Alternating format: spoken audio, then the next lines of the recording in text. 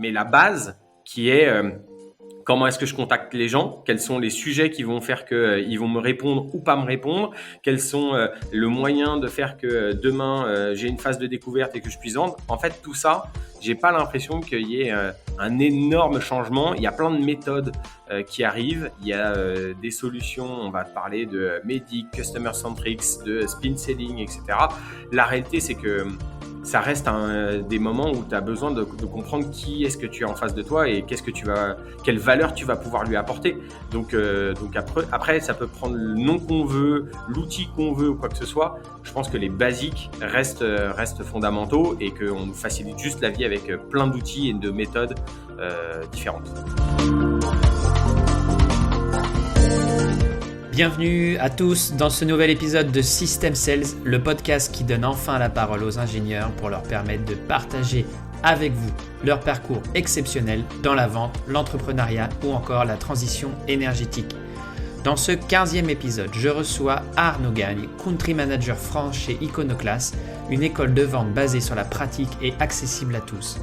Avec Arnaud, nous avons décortiqué les mécaniques de l'appel à froid ou encore appelé cold call pour vous livrer une mini masterclass exceptionnelle sur cette pratique. On a aussi parlé d'un sujet peu souvent abordé, comment réussir le management de ses commerciaux quand on est débutant.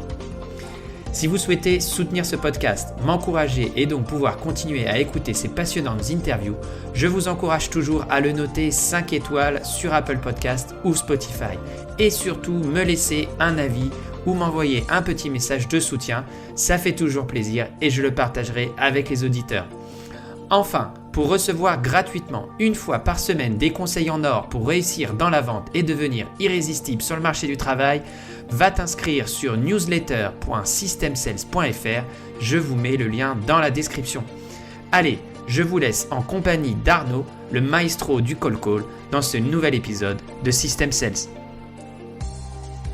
Avant de démarrer cet épisode, je voudrais te parler d'une solution innovante que j'ai découverte pour générer des propositions commerciales très rapidement, complètement interactives, dynamiques et beaucoup plus encourageantes vis-à-vis de tes clients qu'un simple PDF. Comme toi, avant, je passais des heures à produire, corriger et envoyer des propositions au format PDF, à les envoyer en pièce jointe d'un email. Cela créait de la frustration de chaque côté, de la part du client qui attendait la dernière minute pour recevoir les informations voulues, de l'angoisse de mon côté car je ne savais jamais comment le support était reçu et perçu une fois le document envoyé. J'ai longtemps cherché un outil qui me permettrait de basculer d'un PDF sans vie en un espace collaboratif entre moi et mes clients, mais aussi entre moi et mes équipes. Aujourd'hui, tout cela est rendu possible grâce à pan.app, un outil qui va te permettre d'organiser un storytelling poussé et personnalisé pour tes prospects avec des propositions au format web. Si cet outil t'intéresse, je te mets un lien dans le descriptif de l'épisode. Grâce à ce lien, tu auras de ma part 2 mois offerts sur ta licence annuelle. Bonjour Arnaud. Salut Mathieu. Je suis ravi de t'avoir parmi moi-même dans ce nouvel épisode de System Sales. J'ai interviewé Amina, j'ai interviewé Antoine dans d'autres épisodes et ils m'ont tous les deux dit il faut absolument que tu interviewes Arnaud Gagne. Donc, j'ai d'abord été vérifier ton profil LinkedIn pour vérifier que tu étais bien ingénieur parce que c'est la ligne éditoriale du podcast et c'est comme ça. Et donc, je suis ravi de t'avoir parmi nous. Est-ce que tu peux te présenter rapidement aux auditeurs ? Ouais, avec plaisir. Merci Mathieu. Merci à Amina et à Antoine. Pour me présenter rapidement, je vais essayer de faire court et rapide. Donc Arnaud Gagne, 42 ans, je suis Country Manager France chez Iconoclast, une école qui forme au métier de sales en plusieurs formats. Ça peut être en présentiel pendant 4 mois, ça peut être en remote pendant 4 mois ou ça peut être sur la plateforme online. Et de base, effectivement, je suis ingénieur en électronique et informatique industrielle, donc très loin du métier de sales. J'ai bossé pendant 10 ans dans les télécoms. Et puis ensuite, j'ai basculé du côté obscur de la force où je suis arrivé chez Xerox, où j'ai appris le métier de commercial. Ensuite, j'ai travaillé dans une PME pour vendre de la téléphonie d'entreprise. Et puis, j'ai rejoint une start-up qui s'appelle Wisembly, où là, j'ai monté l'équipe commerciale pendant 6 ans avec une dizaine de commerciaux. avant de rejoindre Iconoclast il y a maintenant 2 ans en tant que sales coach. Donc le sales coach chez Iconoclast, c'est celui qui va entraîner et former les e-commerce, donc les apprenants aux différentes techniques commerciales, les coacher et puis ensuite derrière faire que ils soient le plus performants possible à la sortie d'Iconoclast dans leur métier de bizdev. Eh ben dis donc, parcours très impressionnant. Pourquoi tu dis le côté obscur de la force? C'est une blague qui revient souvent quand on parle de la vente. La vente, c'est le côté obscur? Non, c'est que quand j'étais en école d'ingé, tous mes potes disaient ah de toute façon Arnaud c'est le sales, c'est le commercial de base, c'est celui qui a la tchatch, le bagou, donc c'est lui qui va aller faire les prêts devant tout le monde, etc. Et et il y a toujours cette rivalité, en tout cas à ce moment-là, il y a une rivalité entre les ingénieurs et les commerciaux qui vendent des produits qui sont pas forcément réalisables, réalistes, etc. Ou alors le commercial qui dit de toute façon ce que je vends, les techs ils le mettent pas en place, ils arrivent pas, ils sont pas bons, etc. Donc il y avait un peu cette rivalité. Donc c'est pour ça que je parle souvent du côté obscur de la force parce que d'un point de vue ingé, il y a une confrontation à l'époque qui existait que j'essaye de casser dans mon quotidien. C'est vrai que la France, c'est un pays d'ingénieurs, un pays de techniciens et moins un pays de vendeurs. Et c'est vrai qu'on a du mal à casser un peu cette image du vendeur de fenêtre sans aucune, sans être Du vendeur péjoratif de pour les vendeurs de photocopieurs, fenêtre. tu peux le dire. Ouais, ouais, voilà, c'est ça, exactement. Mais plus Ricoh, hein, Xerox, c'est les bons. Ricoh, ils sont mauvais, mais alors Xerox, ça va. Et, Exactement. et du coup, c'est intéressant parce que toi, tu as fait partie de. Tu as été vendeur à une époque où le numérique était beaucoup moins présent dans notre quotidien. Euh, Qu'est-ce que tu constates aujourd'hui justement entre comment on faisait de la vente il y a 10 ans, mais il y a 15 ans, et la vente comme on peut la voir un peu plus maintenant avec les outils Je digitaux? Ouais, je pense que ce qui a changé la manière dont on vend aujourd'hui, c'est clairement la quantité d'outils à disposition des sales pour pouvoir faire leur métier de la manière la plus efficace possible. En revanche, ce que je dis souvent, c'est que quand je forme, que ce soit des e-commerce ou que ce soit les équipes commerciales dans les entreprises, ce que je leur dis souvent, c'est que l'outil n'est qu'un moyen.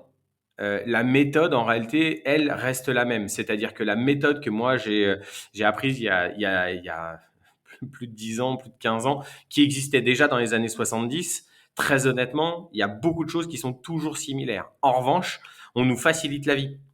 Je prends un exemple. Quand moi je faisais de la prospection, les premières fois où je faisais de la prospection chez Xerox, j'ouvrais les pages jaunes et je me tapais les pages jaunes à appeler quoi. Bon bah aujourd'hui on a des outils qui vont nous scraper, qui vont permettre d'avoir identifié plus rapidement parmi les 1000 leads qu'on a identifiés, quels sont les 300 leads qui vont être les plus performants, plus pertinents à un instant T. Sur ceux-là, lesquels vont être plutôt adressés d'abord par mail et lesquels vont être plutôt adressés par téléphone, lesquels je vais faire du LinkedIn. Donc en fait, on a aussi la capacité de faire, je pense, plus rapidement, plus efficacement notre métier. Mais la base qui est comment est-ce que je contacte les gens, quels sont les sujets qui vont faire qu'ils vont me répondre ou pas me répondre, quels sont le moyen de faire que demain j'ai une phase de découverte et que je puisse vendre. En fait, tout ça, j'ai pas l'impression qu'il y ait un énorme changement. Il y a plein de méthodes qui arrivent. Il y a des solutions. On va te parler de Medic, Customer Centrics, de Spin Selling, etc. La réalité, c'est que ça reste des moments où tu as besoin de comprendre qui est-ce que tu as en face de toi et quelle valeur tu vas pouvoir lui apporter. Donc après, ça peut prendre le nom qu'on veut, l'outil qu'on veut ou quoi que ce soit. Je pense que les basiques restent fondamentaux et qu'on nous facilite juste la vie avec plein d'outils et de méthodes différentes. Quand on a préparé l'épisode, tu m'as dit mes deux spécialités, c'est justement le call et la phase de découverte. Est-ce que justement ça te vient pas de ton expérience passée à une époque où pour vendre, il fallait vraiment aller au charbon, au contact des clients sans passer par justement ce que tu disais, des outils qui ont tendance à se transformer un peu en béquilles parfois pour Ouais. compenser le manque de technique. Ouais, exactement. En fait, quand je suis arrivé chez Xerox, moi, un prospect ou un client, je savais même pas ce que c'était la différence entre les deux. Et on m'a dit, voilà, tu vas faire de la prospection. J'ai dit, OK, et c'est quoi la prospection? On m'a dit, bah, d'abord, tu vas faire des sessions de prospection physique. Donc, tu vas aller dans la rue, tu vas aller frapper aux portes des entreprises pour leur dire, bonjour, Arnaud Gagne, société Xerox. Euh, je voudrais savoir aujourd'hui comment vous êtes équipé et si potentiellement je peux vous aider en termes de solutions, d'informatique, machin, etc. Je me suis dit, waouh, waouh, waouh, waouh, waouh, ça va être très, très compliqué. Et puis, on m'a donné des objectifs de prise de rendez-vous. Et en fait, j'étais pas bon en prospection physique. Donc, comme j'étais pas bon en prospection physique, il a fallu trouver une autre manière de faire mon objectif en termes de prise de rendez-vous. Et la deuxième solution, c'était la prospection téléphonique. Donc là, je me suis axé à comprendre comment est-ce qu'on pouvait optimiser la prise de rendez-vous pour qu'elle soit la plus efficace possible et forcément optimiser le nombre de calls que je fais pour maximiser le nombre de rendez-vous. Et donc j'ai travaillé avec ça, ce qui fait que j'ai effectivement pas mal bossé cette méthode-là en termes de technique. Aujourd'hui, je pense que j'avais calculé, mais je pense que j'ai fait pas loin de 100 000 call calls depuis que j'ai démarré.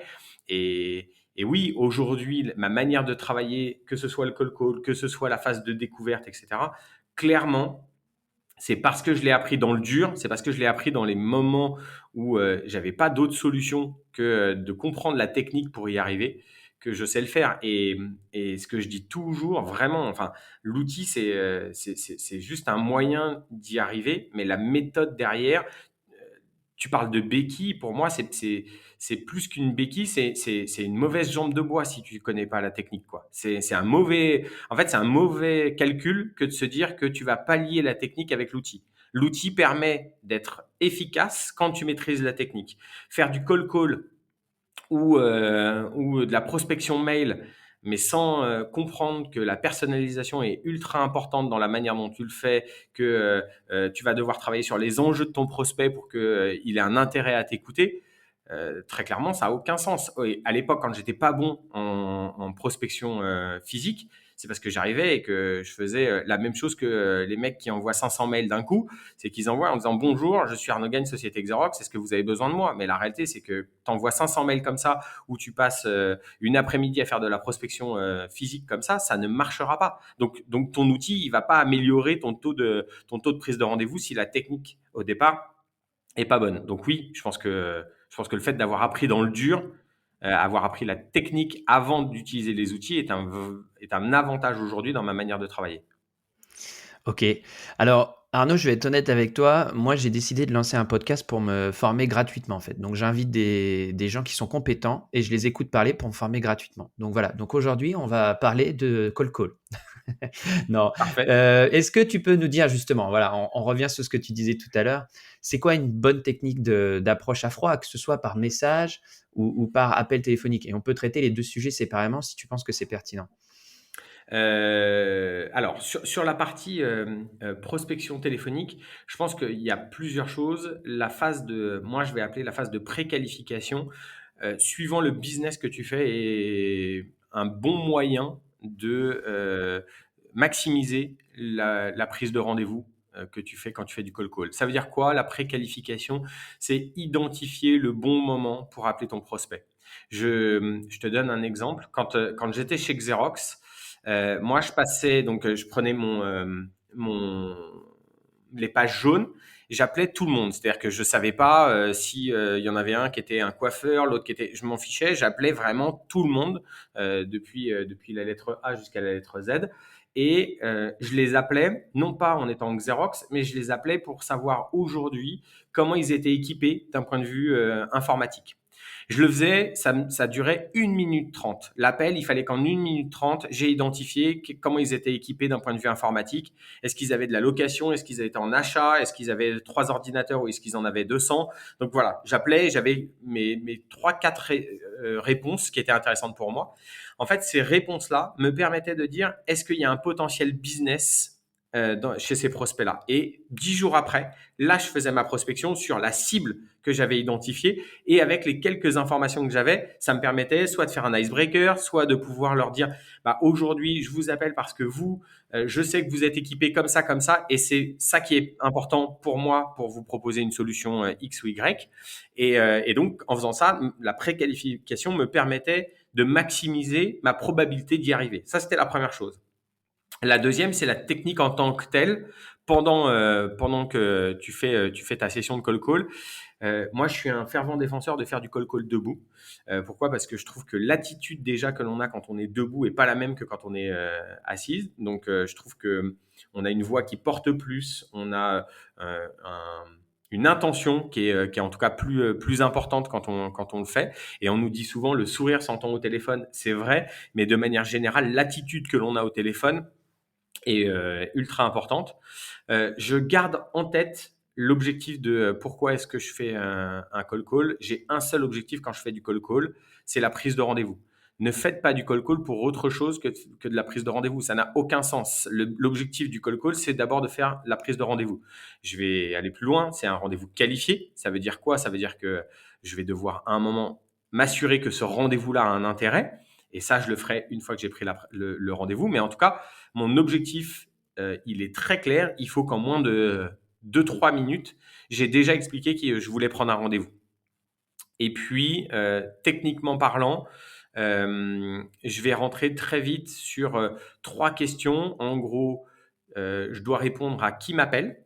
Parce qu'en général, les gens, ils savent pas, ils voient un numéro inconnu, etc., qui les appelle. Déjà, ils ont, OK, qui m'appelle. La deuxième, c'est pourquoi est-ce qu'il m'appelle? Donc, en gros, pourquoi est-ce que je dois répondre à pourquoi est-ce que moi, en tant que X ou Y, il veut me joindre? Et la dernière question, c'est qu'est-ce qui fait que je vais l'écouter? Donc, je réponds à ces 3 questions de manière très rapide. Bonjour, Arnaud Gagne, société Iconoclast. Je me permets de vous contacter car en tant que X ou Y, Head of Sales, CEO, DAF, peu importe, je sais que vous avez une problématique qui est celle-là, celle-là ou celle-là. Et en général, j'attends une réponse qui est oui ou non.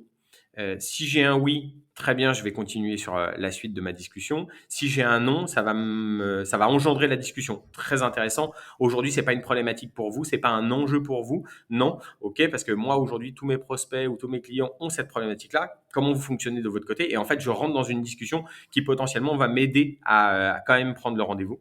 Et puis ensuite, la fameuse proposition de valeur qui me permet de dire ça vaut le coup qu'on se rencontre. Cette proposition de valeur-là, moi, je la garde un peu mystérieuse. Quand je vendais, je reprends Xerox parce que ça va être très parlant pour ceux qui nous écoutent, mais quand tu vends de l'informatique ou du photocopieur, expliquer à la personne qu'elle doit te recevoir parce que tu vends de l'informatique ou un nouveau modèle de photocopieur, très honnêtement, tu prends pas de rendez-vous. En revanche, si tu expliques qu'on a mis en place une nouvelle solution qui permet d'optimiser le parc informatique chez tes clients et que ce serait intéressant d'en discuter, tu es suffisamment vaste et flou pour qu'ils se disent « Ah, potentiellement, ça peut être intéressant pour moi. J'ai peut-être un intérêt à prendre ce rendez-vous-là. Je ne sais pas exactement ce qu'il va me proposer, mais en tout cas, ça peut être intéressant. » Et donc, je reste sur une… Ouais, vas-y. Ah, c'est un peu l'analogie, créer du mystère, quoi. Tu soulèves un petit peu ta jupe, mais pas trop, quoi. Ouais, je dis pas trop de choses parce que plus je vais en dire et plus je vais avoir un ah non, finalement ça ne m'intéresse pas. Très souvent, quand je forme sur la partie call call, je vois que ce soit des personnes qui en ont jamais fait ou des personnes qui en font depuis très longtemps, je vois un call call qui se transforme presque en vente. C'est-à-dire que je suis en train de t'expliquer pourquoi est-ce que tu vas me rencontrer parce que moi j'ai une solution qui fait ça, ça, ça, ça, ça. Mais en fait, si je fais ça, j'ai déjà dévoilé tout ce que je fais sans avoir compris quel était l'intérêt de mon prospect pour ma solution. Et donc, la réalité, c'est que c'est peu intéressant pour le prospect. Il va se dire, bon, bah, ok, c'est à lui de faire le travail de comprendre en quoi ça va être intéressant. Et la réalité, en call call, celui qui on appelle et à qui on demande de faire le travail de comprendre en quoi ce que je propose va être intéressant, très vite, il va nous dire la réponse classique.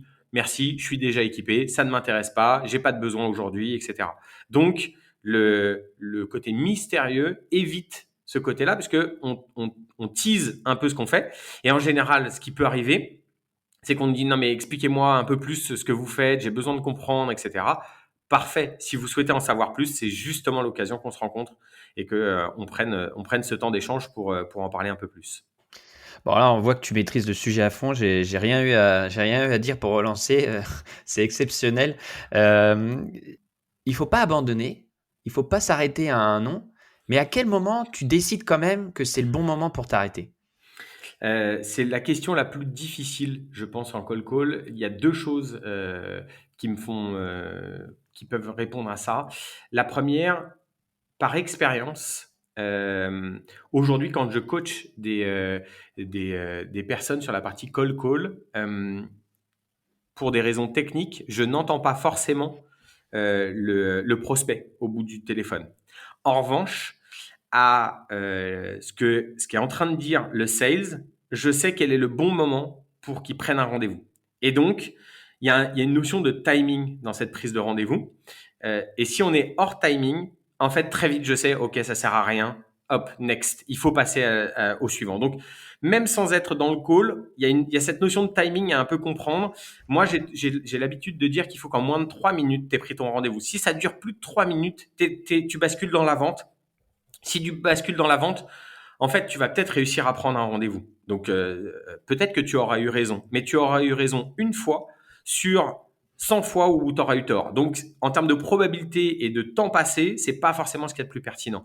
Donc, ce timing-là et ce momentum de c'est maintenant qu'il faut prendre le rendez-vous, je pense que c'est un truc qu'il faut essayer de comprendre et d'avoir, notamment par l'expérience. Ça, c'est la première chose. La deuxième, c'est que un prospect a droit de te dire non. Il n'y a aucun problème. Et franchement, je préfère quelqu'un qui me dit non, mais en fait, j'ai pas besoin de vous. Merci beaucoup. Au revoir.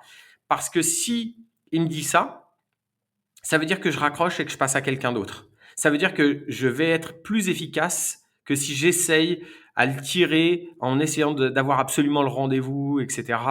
Un rendez-vous qui sera pas forcément bon, pas forcément positionné correctement, avec pas forcément les bons enjeux en face. Et au final, ça va être un, du temps perdu à l'instant T, deux, potentiellement du temps perdu sur le rendez-vous qui suit. Donc, je pense qu'un prospect qui nous dit non, moi, ça me pose aucun souci. Il me dit non. La seule chose que j'essaie de comprendre, c'est est-ce que demain, vous pourriez me dire oui? Oui, très bien. Qu'est-ce qui fait que demain, vous pourriez me dire oui? Je pourrais vous dire oui quand vous arriverez sur tel timing, sur une solution qui fait ça, ou quand ok, très bien, je prends ces informations-là, et ça va me servir à refaire une prospection peut-être au bon moment avec un bon discours. C'est la seule chose que je fais quand vraiment j'ai un non où je me dis, j'aurais pu avoir peut-être un oui si je forçais. Vas-y, dis-moi, quand est-ce que tu veux me dire oui et pour quelles conditions tu vas me dire oui. Ok, très clair. J'ai noté donc les trois points les plus importants de ce que j'ai retenu de ce que tu viens de nous dire, hein. L'attitude, appeler debout. Moi, ça me rappelle, ça me rappelle un petit peu la manière aussi quand on fait une présentation à un client ou qu'on fait une intervention dans une salle de réunion. Trop souvent, les gens restent assis derrière leur écran et parlent, alors qu'il faut se mettre debout, devant l'écran et jouer avec l'espace, jouer avec l'attitude un petit peu théâtrale. Tu confirmes? Ouais, c'est drôle ce que tu fais quand je suis en rendez-vous. Alors, en rendez-vous purement distanciel, Zoom, Meet et compagnie, c'est plus compliqué. Bien sûr, ouais. En revanche, quand je suis en rendez-vous physique, très souvent, je me lève et je vais au tableau, je vais Et montrer des oui. choses, Mm. etc. Parce que moi aussi, j'ai besoin en fait de cette énergie dans l'échange, dans l'interaction que j'ai avec les prospects. Plus ils sont nombreux et plus je vais avoir tendance à me lever et pas rester assis à mon bureau avec eux en face, etc. Donc oui, je suis d'accord. L'attitude pour moi est ultra importante et je pense que être debout dans tous les cas nous permet aussi de nous affirmer. C'est-à-dire qu'on a une attitude plutôt avenante, plutôt positive, plutôt on va dire d'affirmation dans ce qu'on est en train de faire et donc ça nous aide aussi à convaincre dans ce qu'on est en train de raconter. Le deuxième point, c'était poser la bonne intention, se fixer le vrai objectif, accepter le non. Je suppose que ça enlève aussi une grosse pression quand on se dit, bah voilà, l'objectif, c'est juste d'obtenir un rendez-vous, hein. J'appelle pas pour closer le deal. Ça, je pense que ça enlève pas mal de pression aussi, non? Ça, c'est un truc que j'ai appris au tout début. La prise de rendez-vous, c'est le seul objectif du call call. Ça veut dire quoi? Ça veut dire que comme j'étais pas bon en prospection physique, ma seule manière de pouvoir faire mes objectifs, c'était d'y arriver par le call call. Et quand j'ai vu que j'y arrivais par le call call, ça voulait dire autre chose. Ça veut dire que j'avais plus besoin de sortir quand il faisait moins 2 degrés, qu'il neigeait et que c'était la galère pour aller faire de la prospection physique. Moi, je prenais quand même mes rendez-vous au téléphone. Et donc, oui, c'est sûr que ça enlève de la pression. Et ça a un autre avantage, c'est que quand tu as ça en tête, tu comprends que les mathématiques sont avec toi. Ça veut dire quoi? Ça veut dire que plus tu en fais, plus tu as de probabilité d'y arriver. Moi, je dis toujours, une session de call, si vous la faites de 9h à 10h, elle sert à rien. Si vous la faites de 9h à midi, de 9h à 10h, vous êtes en mode échauffement. De 10h à 11h, vous êtes plutôt pas mal. De 11h à midi, là, vous êtes ultra performant. Et ça se voit sur les stats. En général, quand tu fais une session longue de call, la probabilité de prise de rendez-vous, elle est beaucoup plus forte sur la fin de ta session qu'au début de ta session. Pour une raison toute simple, c'est comme un footballeur ou un tennisman quand il s'entraîne au coup droit ou à taper des coups francs. Les premiers coups francs qu'il va taper, il n'est pas forcément chaud, il n'est pas forcément bon, etc. Il va les mettre un peu à gauche, un peu à droite, etc. Quand il en a commencé à en faire 50, 100, le centième est bien meilleur que le premier. Et ben, en call, c'est exactement la même chose. Ça veut dire quoi? Ça veut dire que quand tu as cet objectif de prise de rendez-vous, tu sais que tu vas devoir en faire beaucoup pour arriver à tes objectifs. Et le fait d'en faire beaucoup fait qu'au début, bah, tu vas être pas très bon et les objections qu'on va te dire, tu vas pas être forcément pertinent, etc. Et à la fin, quand tu as pris 50 fois la même objection, je peux te dire que la 51e fois, tu vas être un peu meilleur que la première fois. Et donc, au final, tu vas maximiser aussi ta prise de rendez-vous de cette manière-là. Donc, il y a plein de choses qui permettent d'être plus efficace. Et du coup, tu m'as un petit peu devancé sur une des questions que je m'étais notée. Et quelle est la routine quotidienne que tu recommandes justement à ceux qui... Alors, quand on est entrepreneur, on doit prospecter un petit peu. C'est pas, ça ne doit pas être le cœur du quotidien, évidemment, mais quand c'est ton métier et tu dis, voilà, tous les jours, tu dois prospecter parce que c'est ton boulot. Je pense au SDR, je pense à d'autres postes comme ça. Qu'est-ce que tu conseillerais justement comme routine quotidienne ou comme façon de retrouver l'envie et de pas trop s'épuiser rapidement, quoi?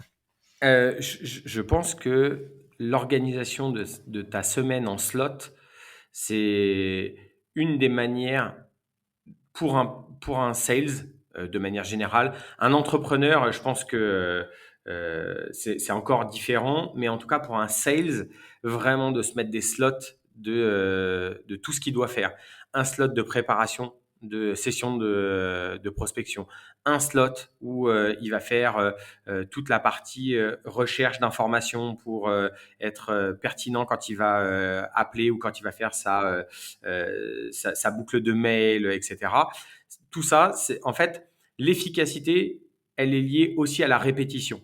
Celui qui va prendre, par exemple, il va se créer une base de données. J'oublie les notions de scrapping qui existent, etc.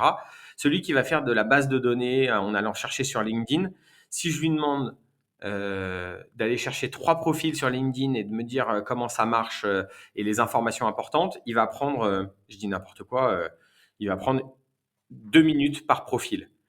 Quand il va en faire 50 ou 100, je peux te dire que le 50e, il va mettre 30 secondes à faire parce qu'en fait, il a une routine de ma souris, elle doit être là, je dois cliquer là, je regarde ça. Si j'ai telle information, j'ai tout ce qu'il faut, je clique pour voir les posts. Et en fait, tout ça, ça va devenir beaucoup plus rapide. Et donc, forcément, il sera beaucoup plus efficace en termes de quantité réalisée sur le fait qu'il l'ait fait sur un slot relativement long. Et de manière générale, un sales qui fait des rendez-vous, s'il fait un rendez-vous à 9h, 10h, ensuite il retourne au bureau, il fait de la prospection de 10h30 à 11h30, ensuite il se fait une préparation de session de 11h30 à midi et demi, etc. En fait, il est tout le temps dans le moment où il n'est pas le plus efficace. Il est juste dans l'échauffement à chaque fois. Et la réalité, c'est que je pense qu'on est moins bon en échauffement que quand on a fait, quand on a fait 3 heures d'entraînement. Donc pareil, tu veux faire du rendez-vous, Mets-toi des slots de rendez-vous et fais 3 rendez-vous d'affilée. Ton troisième rendez-vous, il sera bien meilleur que le premier. Tu seras plus épuisé, mais il sera bien meilleur. Ça marche. Est-ce qu'on obtient des rendez-vous par mail, par message? Est-ce que ça fonctionne? Ou est-ce que le Oui, call non, non. Alors, le cold call, moi, ça reste mon outil préféré de prospection. La réalité, c'est qu'aujourd'hui, il y a plein de personnes que tu peux pas toucher directement en cold call, qui vont te demander un effort très important. Donc, il y a des solutions comme le mail automation, comme les outils de LinkedIn, etc., qui sont ultra efficaces. La seule chose par rapport à ça, le seul bémol que je mets, quelle que soit la technique, évitez d'avoir qu'un seul canal de prospection. Multipliez vos canaux. Des gens que vous n'avez pas au téléphone, ça ne veut pas dire que par mail, ils ne vont pas vous répondre. Des gens que vous n'avez pas par mail, ça ne veut pas dire que sur LinkedIn, ils ne vont pas vous répondre. Donc, multipliez les points de contact, multipliez les canaux de contact. C'est la meilleure chance que vous ayez de pouvoir réellement pouvoir discuter avec quelqu'un. Il y a une stat, je ne sais pas si elle est toujours valable, mais on dit que pour arriver à avoir quelqu'un, en moyenne, il faut 11 points de contact. Donc 11 points de contact, si tu fais que du call, très honnêtement, la probabilité d'avoir quelqu'un et de devoir l'appeler 11 fois, en fait, c'est super long. En revanche, tu fais un peu de mail, un peu de LinkedIn, un peu de call, les 11 fois vont arriver beaucoup plus vite et ils vont se faire pendant que toi, tu fais autre chose, notamment avec mail et LinkedIn. Ben, très bien. Et au final, tu as maximisé tes probabilités d'y arriver. Ouais, je sais, je relisais tes posts avant pour préparer l'épisode. Tu disais dans un de tes posts que la plupart des commerciaux abandonnent à la première relance. Et en fait, le rendez-vous se déclenche après 6 ou 7 relances. Ouais, exactement. Quel que soit le canal, effectivement, si je l'ai pas la première fois, franchement, retenter, retenter, retenter, ça fait partie de la résilience d'un sales, c'est ultra important. C'est savoir revenir alors qu'on nous a dit non plusieurs fois, qu'on nous a pas répondu, que ok, il y a aucun problème. Franchement, mettez-vous juste à la place de vos prospects. Quand à un moment on vous contacte, que pour une raison X ou Y, vous êtes en réunion, c'est pas le bon moment, vous avez un autre sujet en tête, etc. Ce qui peut être franchement dans 98% des cas le cas, forcément, vous n'arrivez pas au bon moment et donc la probabilité d'avoir un non est très très forte. En revanche, le fait de multiplier ces actions-là, oui, ça va maximiser la probabilité d'avoir ce rendez-vous qui est ce que vous attendez et en plus d'avoir un rendez-vous qui soit efficace. Celui qui vous dit oui, à un moment, il ne vous dit pas oui juste pour vous faire plaisir. Il se dit, OK, il y a un truc, il y a un sujet, il y a quelque chose qui m'intéresse dans ce qu'on m'a dit. Je dis toujours, hein, quelqu'un qui vous réponde oui ou qui vous réponde non, par mail, par LinkedIn ou par call, en fait, la personne, elle a pris du temps pour vous répondre. Il y a quelque chose. Il y a forcément un échange que vous pouvez engendrer dans cette discussion-là, qu'elle soit pour vous dire pourquoi est-ce qu'aujourd'hui on vous dit non, ou au contraire, si on vous dit oui, quelles sont les raisons pour lesquelles on est en train de vous dire oui, quoi. J'interromps l'épisode pour vous laisser souffler après ces conseils en or. N'oubliez pas de vous inscrire à la newsletter pour recevoir d'autres conseils toutes les semaines dans votre boîte aux lettres. Allez, on retourne avec Arnaud. Il y a un autre sujet que je voulais aborder avec toi, Arnaud, aujourd'hui. Il y a un pain point qui revient très souvent au niveau des ingénieurs commerciaux, notamment. Souvent, ils se plaignent qu'on leur fait chiffrer à tout le monde, un peu à tout et n'importe quoi même, qui débite de la proposition ou des devis à la chaîne, et que finalement, cela engendre quand même beaucoup de frustration parce que, évidemment, le hit rate n'est pas bon. Qu'est-ce que tu peux nous dire au niveau justement de la qualification et toi, ce que tu appelles le scoring justement? Ouais, plusieurs choses.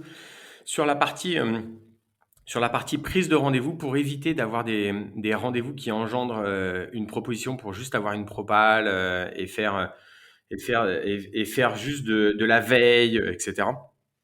La préqualification, enfin la qualification du rendez-vous est pour moi ultra importante. Ça veut dire quoi? Ça veut dire qu'au moment où j'ai le rendez-vous, que ce soit quel que soit le canal de prise de rendez-vous, je vais devoir échanger avec mon prospect pour comprendre en gros quels sont les critères aujourd'hui qu'il a qui font que c'est intéressant pour lui qu'on se rencontre. Donc je vais lui poser quelques questions qui vont être un peu une mini découverte, un truc assez rapide en quelques questions, c'est trois quatre questions qui vont juste me permettre de comprendre si oui ou non ça a un intérêt réel pour lui qu'on se rencontre et forcément pour moi. S'il n'y a pas d'intérêt, je vais moi-même décider d'annuler le rendez-vous. Et je vais dire en fait ce que vous êtes en train de me dire, je ne vais pas pouvoir y répondre ou en tout cas je pense que c'est pas le bon moment pour qu'on se rencontre. Ça a deux intérêts. Le premier, c'est que lui il se dit waouh, c'est quali, celui qui est capable de me dire que ça a pas d'intérêt. Franchement, c'est cool. Je vais pas perdre du temps alors que c'était son but d'avoir un rendez-vous avec moi, il est en train de me dire que finalement c'est pas intéressant. Ok, ça va me permettre la fois où je reviens d'être encore plus efficace en lui disant maintenant je pense que c'est le bon moment pour qu'on se rencontre. Donc là, on va mettre du poids dans un prochain rendez-vous. Deuxième chose, je vais éviter d'avoir des rendez-vous qui sont des rendez-vous que moi je vais appeler des rendez-vous café, des rendez-vous qui servent juste à échanger, discuter et potentiellement envoyer une propale qui n'a aucun sens. Et la deuxième, enfin le dernier point, c'est que en général les rendez-vous que j'ai, ça veut dire que c'est des rendez-vous sur lesquels il y a un réel intérêt. Ça c'est la partie qualification, et qu'ensuite je dois confronter et valider au moment où je suis en rendez-vous avec le client. Ça veut dire que dans ma phase de découverte, je vais devoir être extrêmement pertinent dans mes questions et dans ma découverte pour être sûr qu'il y a un intérêt à faire une proposition. Ça m'arrive régulièrement d'avoir des prospects sur lesquels on est persuadé, lui et moi, qu'il y a un intérêt. Et dans la discussion, en fait, on se rend compte que ça va pas matcher. C'est pas le bon moment, c'est pas le bon timing, c'est trop près, c'est trop tôt, c'est pas assez structuré chez eux, etc. Il y a aucun problème. Mais en revanche, ça veut dire que je vais pas te faire une propale aujourd'hui. Ça veut dire que c'est pas le bon moment. Et je vais pas faire une propale pour faire une propale. Je vais faire une propale pour qu'elle aille jusqu'à la signature. Ça veut dire que au moment en général, on me dit, est-ce que vous pouvez me faire une proposition?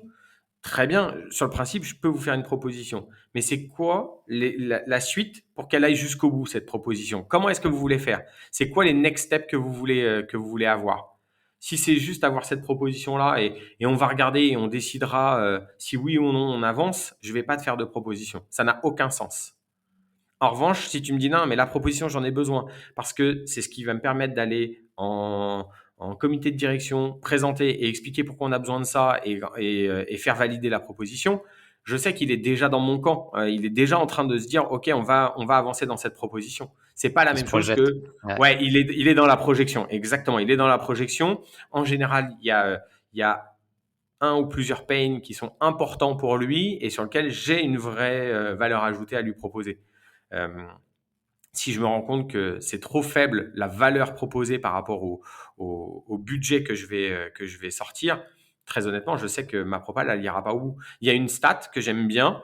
On dit que un devis est intéressant et est à faire s'il représente moins de 10% du gain estimé. C'est-à-dire que si je te vends 10 000, il faut que tu puisses estimer 100 000 de bénéfices derrière. Sinon, ça va être compliqué pour toi de dire oui sur ma proposition. Ça, c'est un rate qui est intéressant, notamment pour pouvoir pricer sur des solutions qui ne sont pas forcément pricées de manière unique. Et je trouve que c'est assez intéressant d'avoir ce ratio-là en tête quand on fait des propales.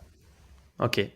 Et j'imagine que pour optimiser ton scoring, il faut déjà que tu saches à l'avance quels sont tes critères d'acceptation ou tes critères de no-go. Qu'est-ce que tu suggères là? C'est de se réunir de l'équipe commerciale et d'établir une grille commune. Ouais, j'ai plusieurs choses pour faire ça. Je pense que comprendre sa base client, c'est ultra important. Alors quand on démarre, c'est compliqué. Donc quand on démarre, on le fait un peu au doigt mouillé en se disant bah c'est plutôt des prospects qui sont comme ci, comme ça, qui ont telle problématique, qui ont tel KPI, etc. Donc on va le faire de manière un peu intuitive. Et puis plus on va vendre, plus on va avoir une base client importante, plus on va pouvoir le faire sur des KPI qui vont être purement objectif et pas subjectif comme au début. Tu fais référence notamment à un fichier que j'ai construit qui permet d'identifier ces clients gold, silver et bronze, c'est-à-dire dans l'intégralité des clients que j'ai. Je vais prendre des KPI qui sont des KPI purement objectifs. Donc, je te donne un exemple. Le panier moyen, le délai de closing, le pourcentage d'upsell ou de cross-sell que je fais, le nombre de deals que je fais avec ce client-là, le montant global qui a été généré par ce client depuis qu'il est client. Et en fait, une fois que j'ai toutes ces informations-là, ben là, c'est scoré individuellement. Chaque item est scoré non pas dans le client en tant que tel, mais par rapport à l'intégralité des autres clients.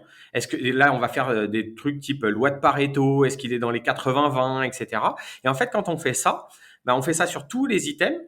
Ça s'appelle l'ABC croisé. Hein, c'est des trucs au départ un peu marketing, etc. Mais qu'en réalité, on dépile côté sales. Et en faisant ça, bah, tu vas scorer tes clients et tu vas dire, bah, en fait, mon client Gold, il est plutôt comme ci, comme ça, comme ça. Et ça va t'aider aussi à identifier tes prospects. Et donc, ça veut dire quoi? Ça veut dire que par rapport à des critères que tu vas définir, qui eux sont des critères liés à tes prospects, est-ce que c'est une grande entreprise? Est-ce que c'est plutôt une start-up? Est-ce que c'est une PME? Est-ce qu'ils ont des problématiques de recrutement? Est-ce qu'ils ont des... J'en sais rien. En tout cas, tu vas avoir des indicateurs clés sur tes clients Gold et tu vas t'orienter sur tes prospects en disant, bah, je vais plutôt aller chercher des prospects qui ressemblent à mes clients Gold plutôt qu'aller chercher des prospects qui ressemblent à mes clients Bronze, qui sont des clients à moins fort potentiel que les clients Gold. Et donc, ça te permet aussi, quand tu es en rendez-vous, bah, d'identifier si la personne que tu as en face, elle est plutôt à potentiel Gold ou si elle est plutôt à potentiel Bronze. Ouais, et je pense aussi, je pense aux gens dans l'industrie, dans des grosses structures. Formalisez votre go-no-go par une grille qui est validée par tout le monde. Ça permet aussi de dépersonnaliser la décision du non. Moi, je reprends un peu ce que je voyais. J'étais dans l'industrie lourde, on vendait des équipements à plusieurs millions. Quand il faut dire non à un client ou non, je participe pas à ce bid, vous allez subir des pressions énormes de gens qui sont pas dans la vente, de gens qui ont toujours un avis sur tout. C'est comme sélectionneur de l'équipe de France, tout le monde a un avis sur tout. Et là, il faut dépersonnaliser la décision. C'est-à-dire que quand un Total vient vous voir pour dire chiffrez-moi ce compresseur et que vous dites bah non, là, on va pas répondre à votre appel d'offres, monsieur Total, et qu'il y a 10 personnes de chez Total qui appellent 10 personnes chez monsieur X pour vous dire mais il me faut un devis parce que j'ai besoin de 3 devis et que là, ils vont pousser très fort pour obtenir votre proposition qui va vous coûter 3 mois de travail. Si vous dites bah non, c'est Mathieu Poulain ou Arnaud Gagne qui a dit on chiffre pas, il y a un no-go, bah ça va souffler fort. Par contre, si vous dites bah non, excuse-moi, on a établi une grille de scoring et là le score il est pas bon et donc on n'y va pas quoi. Ouais, Ça tant que va vous vous n'avez aider. pas tel ou tel critère, en fait, nous, on peut pas y aller parce que Ouais. chez nous, ça rentre pas dans notre grille qui dit que on va prendre du temps pour travailler avec vous, quoi. Exactement. Ouais. Super. Il y a une autre facette de ton quotidien, Arnaud, que j'aimerais qu'on aborde avant de... Parce que l'heure tourne, mais c'est passionnant de t'écouter. Je sais pas combien d'heures tu as booké, mais probablement pas 3-4 heures, donc on va essayer de tenir la montre. Aujourd'hui, tu as été dans ton passé, tu as été manager de vente. Aujourd'hui, même chez Iconoclast, tu es responsable de country. Donc, au niveau du management des vendeurs, justement, quelles sont les best practices que tu donnerais pour réussir son management d'équipe de sales quand on débute dans le métier par rapport à l'établissement de KPI, de target, à quelle fréquence rencontrer tes vendeurs, tu vois, des petites choses comme ça. Ouais, là, j'ai appris sur le tas. Et notamment avec pas mal d'erreurs. Je pense que dans les erreurs à ne pas commettre, faire un mauvais onboarding de tes équipes, ça c'est un point primordial. Ça veut dire savoir sur quoi tu veux les former, sur quoi tu veux les on va dire leur donner toutes les clés pour qu'ils puissent travailler le plus efficacement possible. Typiquement, je prends l'exemple dont on parlait tout à l'heure, le fait d'avoir des slots, d'avoir une semaine type, etc. Pour certains, c'est pas évident. Si tu leur donnes cette grille d'information et de lecture de leur emploi du temps. Ça va les aider. Ça ne veut pas dire qu'ils sont obligés de tous les suivre, etc., même si je pense que c'est plus intéressant quand tout le monde fonctionne de la même manière. Mais en tout cas, dans l'onboarding, il y a un vrai travail. Le deuxième, c'est ne pas arrêter de former les équipes sales. En fait, je vais prendre un parallèle.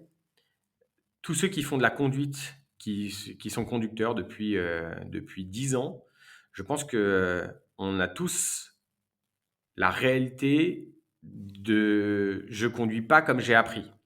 Ça ne veut pas dire que je conduis mal, mais en fait, j'ai pris plein de petites mauvaises habitudes qui font que potentiellement, je suis pas si bon conducteur que je pourrais l'être.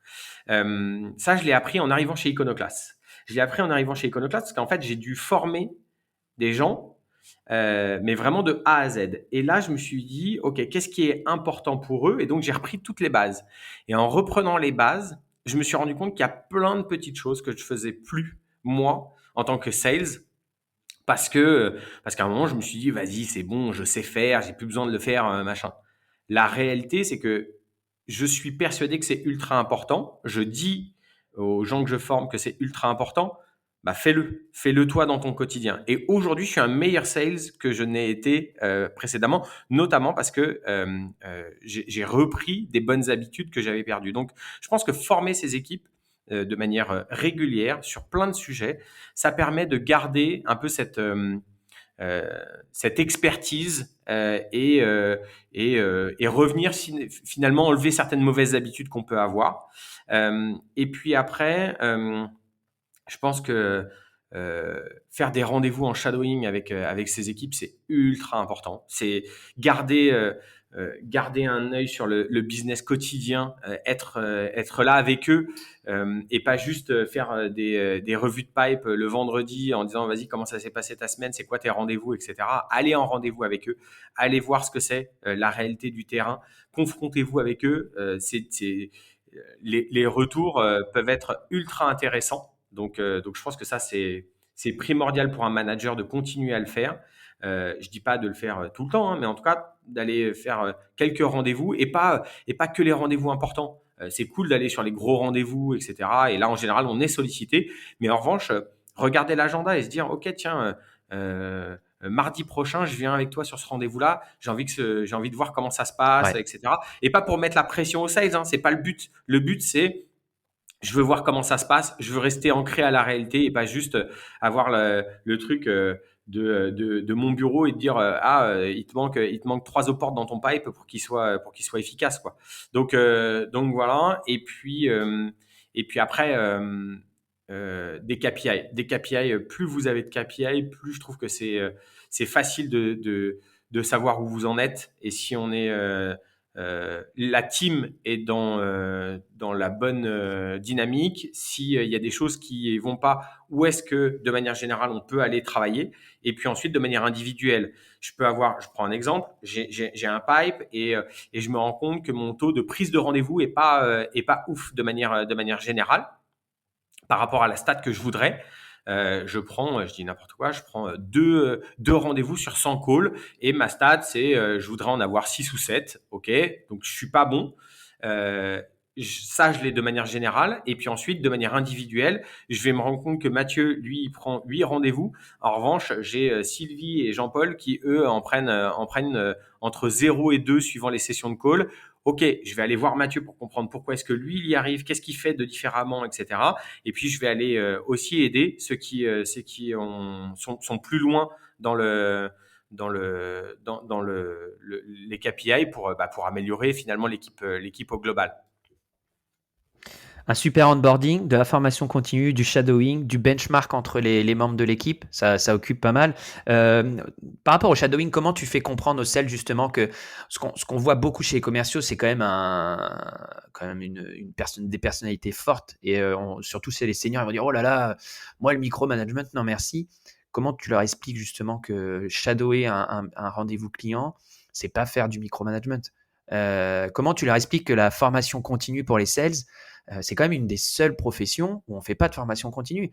C'est-à-dire qu'on a un gros problème d'ego où les gens, Moi, enfin là, je vais même aller plus loin. Je vais dire, moi, si tu poses la question aux ingénieurs qui sont aux ingénieurs commerciaux, ils n'ont pas de problème. C'est tous des super vendeurs. 99% des ingénieurs commerciaux n'ont aucun problème quand tu les consultes. C'est-à-dire que eux, la vente, c'est facile. Par contre, quand tu parles de qualif, d'entretien de découverte, de cold call, etc., il n'y en a pas un qui est capable de te donner une technique. D'accord? Donc, on a quand même un gros problème d'ego dans la vente. Comment justement, tu expliques? Non, mais c'est vrai, je te vois rire parce que là, on est à les caméras, t'es mort de rire. Ouais, parce que c'est tellement T'as un droit vrai. de réponse, t'as un droit de réponse. Non, non, alors je pense que la première chose, c'est que par rapport au shadowing, c'est expliquer, peu importe avec qui tu vas, que c'est autant pour lui que pour toi. Vraiment. En plus, c'est vrai, c'est-à-dire que c'est pas pour faire du micromanagement. C'est fait pour, mec, comment est-ce qu'on fait pour que demain ce soit encore mieux, quoi. Et c'est valable pour moi, manager, c'est-à-dire faire que la manière dont on va le vendre, les techniques qu'on va mettre en place, les process qu'on a établis, les KPI qu'on a définis pour dire si c'était un bon deal ou un mauvais deal, c'est des choses qui peuvent évoluer. Donc forcément, le shadowing a cet intérêt-là de manière générale pour l'équipe. Et puis ensuite, individuellement, euh, franchement, la réalité, demain, tu me dis que moi, je peux m'améliorer et qu'il y a quelqu'un qui vient me superviser pour voir un peu comment je fais. Franchement, c'est con de pas se dire oui, bien sûr, banco, quoi. Moi, franchement, si j'ai des trucs à apprendre, mais au contraire, je suis preneur. Et moi, j'apprends aujourd'hui tous les jours dans mon métier. J'apprends même de personnes qui ont pas un bagage sales de dingue, mais qui vont avoir une idée, une manière de faire, un tips que j'avais pas forcément identifié. Et je vais me dire, ah ouais, putain, ça c'est cool. Ça c'est le petit truc, j'y avais pas pensé, mais quand je le vois, je me dis que c'est cool. Bah, je suis meilleur aujourd'hui qu'hier. Tant mieux. Franchement, tant mieux. Et je trouve que l'ego a une tendance à faire baisser la qualité de ce qu'on fait au lieu de se dire, vas-y, je mets l'ego de côté. Et au contraire, mon but, c'est d'être meilleur demain. Et je prends tout ce qui est bon à prendre pour que je sois meilleur demain, quoi. Ouais, ouais, carrément. Ouais. Et du coup, toi, en tant que qu'head of sales, tu gardes quand même des clients à toi pour garder être chaud ou tu dis non, non, moi je manage et comme tu dis, j'organise, etc. C'est un peu le. Moi, je l'ai fait, hein, j'ai fait du management je gardais un ou deux ou trois clients chauds déjà parce que j'aimais bien, parce que je voulais être sûr de ramener des affaires et puis j'avais pas envie de les donner. Et puis, tu vois? Ouais, j'ai fait les deux. J'ai fait des moments où j'avais pas de clients et des moments où j'ai conservé des clients. Je trouve que c'est cool de garder des clients parce qu'en fait, on a une âme de sales chez nous et que la réalité, c'est que c'est cool de pouvoir quand même traiter des clients. Ça permet de, là, garder un œil réel sur le terrain, non pas d'un point de vue manager, mais d'un point de vue sales. En gros, ce que je demande à mes équipes, est-ce que réellement, là, aujourd'hui, je suis pas en train de me fourvoyer et de me dire, ouais, bien sûr que ça doit fonctionner. Et puis, la réalité, c'est que moi, je galère au quotidien avec mes clients. Donc ça permet ça. Le problème, c'est quand ton équipe, elle grandit, quoi. Quand ton équipe grandit, c'est de plus en plus difficile de conserver ne serait-ce que un ou deux clients parce que ça demande du temps, ça demande voilà. Donc moi, j'ai tendance à vouloir le faire. Tu vois, encore aujourd'hui, je suis en tant que country manager, il y a des sales au sein d'Iconoclast, des sales coachs qui font de la formation d'équipe B2B. Je conserve ce côté sales aussi et j'ai des clients et je vais faire le maximum pour essayer de conserver quelques clients ou prospects à convertir en clients le plus longtemps possible parce que ça va me permettre de garder ce lien avec la réalité. Ouais, et faut pas que ça devienne aussi une façon de fuir ses responsabilités de manager. Enfin, quand tu es manager et que tu gardes, t'as 80% de ton temps, c'est de t'occuper de clients, ça veut Ouais. dire que t'as raté ta La, vocation. la réalité, c'est que ça doit prendre 5% de ton temps, hein. C'est cherry on the cake, quoi. C'est cool. C'est le petit truc qui nous fait kiffer. Mais c'est pas ce qu'on fait, c'est pas ce qu'on fait au quotidien. Et le quotidien, là où moi je prends le truc qui me fait, je pense, hein, quand on est manager, c'est de dire, OK, comment est-ce qu'on fait pour emmener une équipe d'un point A à un point B et faire que dans la difficulté, on y arrive tous. Dans la difficulté, on s'améliore. Dans la difficulté, on trouve des axes d'amélioration et on réussit à atteindre les objectifs qu'on s'était fixés, voire les dépasser. Et c'est ça, moi, le vrai kiff, il est là. Mais il y a cette petite âme de sales là qui est toujours là et qui me dit ouais, c'est quand même cool de signer un devis, quoi. Ouais, carrément. Bah, l'adrénaline ou la dopamine, je sais pas comment tu l'appelles. Ouais, je sais pas ce qu'il y a, mais il y a un truc qui marche quand on vend. Ouais. C'est ça. On va arriver au bout de cette émission. J'avais une petite question pour toi par rapport à ton parcours. J'ai regardé, tu as fait une petite période de conseil et après tu es parti chez Iconoclast. Est-ce que c'est le parcours classique? On fait de la vente, on est bon, on devient head of sales. Après, on se lance dans le conseil pour une raison X ou Y. Et puis toi, tu décides de rejoindre Iconoclast derrière, de retourner dans une structure, de quelque chose de plus organisé qui t'offre un nouveau parcours. Qu'est-ce qui t'a décidé à rejoindre cette aventure justement? Non, en fait, c'est pas tout à fait comme ça. Le conseil est arrivé par nécessité plus que par volonté. En fait, j'avais une idée qui était si demain je quitte Wisely, c'est pour faire un truc qui donne du sens dans ce que je suis en train de faire au quotidien. Et je trouve que forcément, avoir sa structure, ça donne du sens dans ce que tu fais tous les jours. Donc j'avais cette idée-là en me disant, si je quitte, c'est potentiellement pour monter quelque chose. Qu'est-ce que je sais faire? Je suis pas bon pour inventer un produit. En revanche, là où je suis bon potentiellement, c'est sur la partie sales. Donc ça veut dire que je peux amener de l'expertise là-dessus à des gens qui en ont besoin. Donc c'est arrivé de cette idée-là. Et en réalité, c'est arrivé en parallèle de la proposition de Marie de la rejoindre. Et comme c'était au tout début d'Iconoclast, le deal qu'on a trouvé, c'est qu'en réalité, je bossais pour Iconoclast en parallèle de la partie conseil pour que d'un point de vue business et rémunération, on puisse s'y retrouver, quoi. Et donc le deal, il était là au tout début. Mais c'était pas du tout une volonté absolue que de passer par le conseil. C'est plus l'opportunité qui a fait que ça s'est fait de cette manière-là. Ah, je pense que c'est intéressant de passer par cette phase à un moment, je vais me confronter tout seul là à un business, je vais voir comment ça marche et ça veut pas dire que ça doit durer des années, mais en tout cas, voilà, je me confronte, j'essaie de voir un peu ce que c'est et puis ensuite je vais rejoindre une structure où il y a déjà, moi, j'aime pas bosser tout seul, donc ça, c'est la première chose. J'ai envie de bosser avec des gens, avec du monde autour de moi, etc.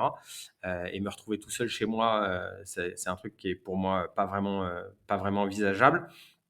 Et puis la proposition de bosser avec Marie, 2 pour un projet qui a énormément de sens pour moi, c'était top. Donc voilà comment s'est fait l'histoire. Ouais, non, j'adore. Je pense que effectivement c'est une expérience à vivre. Il y en a pour qui ça convient, le freelancing, le conseil, l'auto-entreprise. Mais c'est pas un but en soi. Enfin, moi, de mon point de vue, c'est pas un but en soi. On accomplit des grandes choses à plusieurs. Et que si on n'est pas heureux dans son job actuel, c'est pas forcément parce qu'on est dans une entreprise, c'est parce qu'on n'a pas trouvé chaussure à son pied par rapport à son objectif professionnel. Parce que je dis ça parce que je vois passer sur LinkedIn beaucoup de posts en disant les gens sont malheureux à leur travail, l'avenir c'est solopreneur, montez votre boîte de toute façon, etc. Ouais, je pense que ça nourrit aussi les gens qui veulent vous vendre quelque chose par rapport à devenir auto-entrepreneur, etc. Mais je pense qu'effectivement, l'entreprise, c'est beau aussi. On accomplit des belles choses à plusieurs. Arnaud, écoute, je pense qu'on va arriver au terme de l'épisode. Je te remercie beaucoup pour tous tes conseils. C'est moi. Merci beaucoup, Mathieu. Je vais pouvoir revendre cet épisode quelques euros, des milliers de fois sur Internet. Parce Avec que plaisir. Là, c'est un webinaire gratos, mais c'est un vrai cours, quoi. Donc voilà, merci. Tu viens de me faire la base de mon solo business. On en reparlera pour les royalties, t'inquiète. Non, mais c'est prévu. Super, merci Arnaud. Merci à toi, merci Mathieu. Voilà, j'espère que cet épisode vous a plu. Je vous dis à la semaine prochaine pour un nouvel épisode de System Sales. N'oubliez pas de laisser 5 étoiles sur Apple Podcast ou sur Spotify et un petit commentaire. À bientôt.